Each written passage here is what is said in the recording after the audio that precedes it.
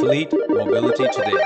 All right, everyone, buckle up because we're about to take a deep dive into the wildest tech we saw at CES 2025. Yeah, it felt like every corner you turned, there was some mind-blowing gadget or gizmo.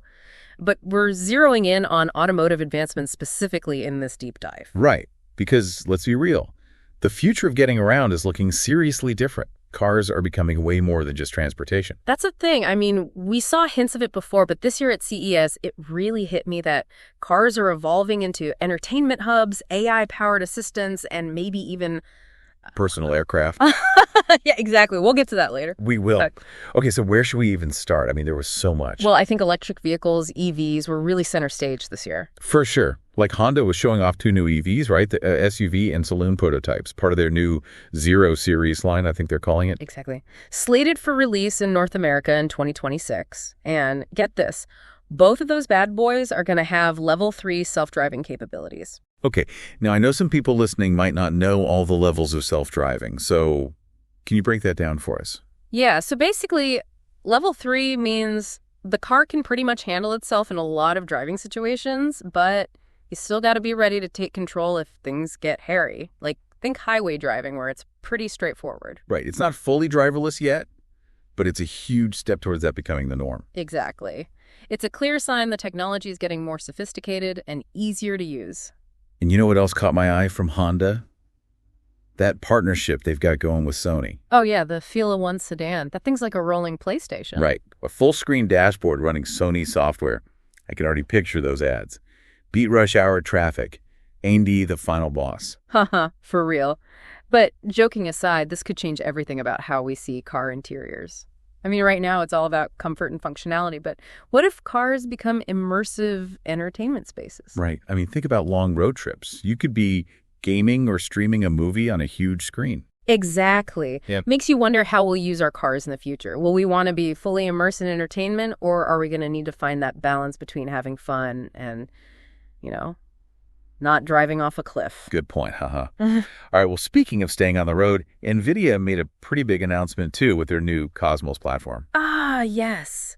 This is super interesting. Cosmos is basically a system that lets developers simulate self-driving software, like a virtual test track where they can work out the kinks in autonomous driving before it hits real-world roads. Okay, so why is that such a big deal?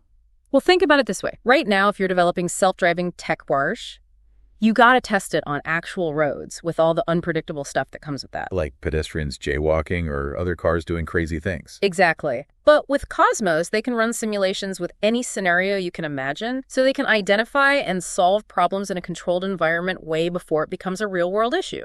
Okay, so it's basically speeding up the development of self-driving cars, making them safer for everyone in the process. Exactly. And the cool thing is it's not just about cars.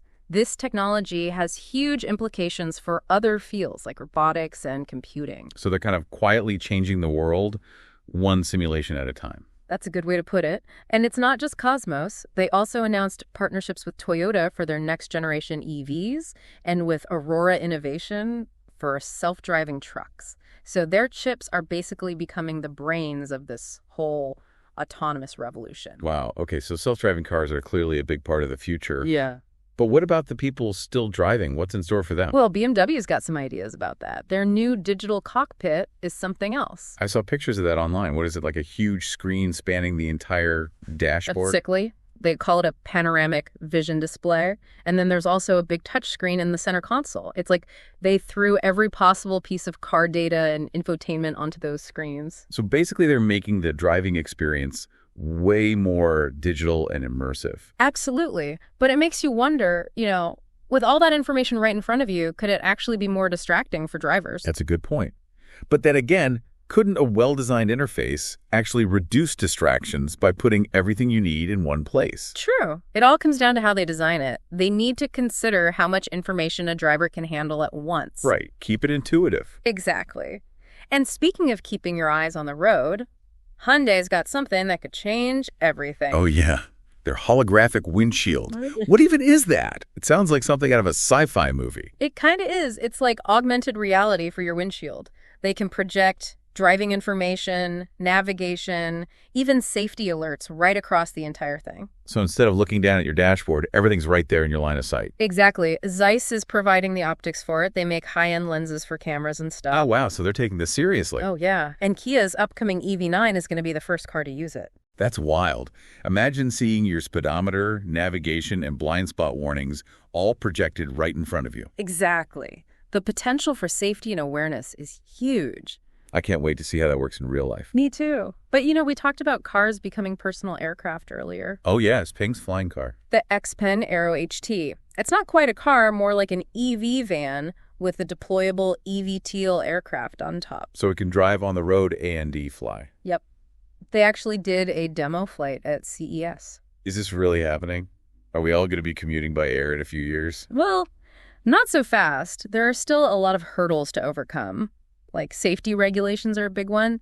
And then there's the infrastructure. Where are these things going to land and take off? We'd need a whole new system. So maybe not for everyone just yet, but it's still an amazing glimpse into the future. Definitely. And I think that's the biggest takeaway from CES this year. The automotive industry is evolving faster than ever before. From self-driving cars to holographic windshields to flying EVs, it's clear that the future of mobility is going to be incredible. And it makes you think about the bigger picture.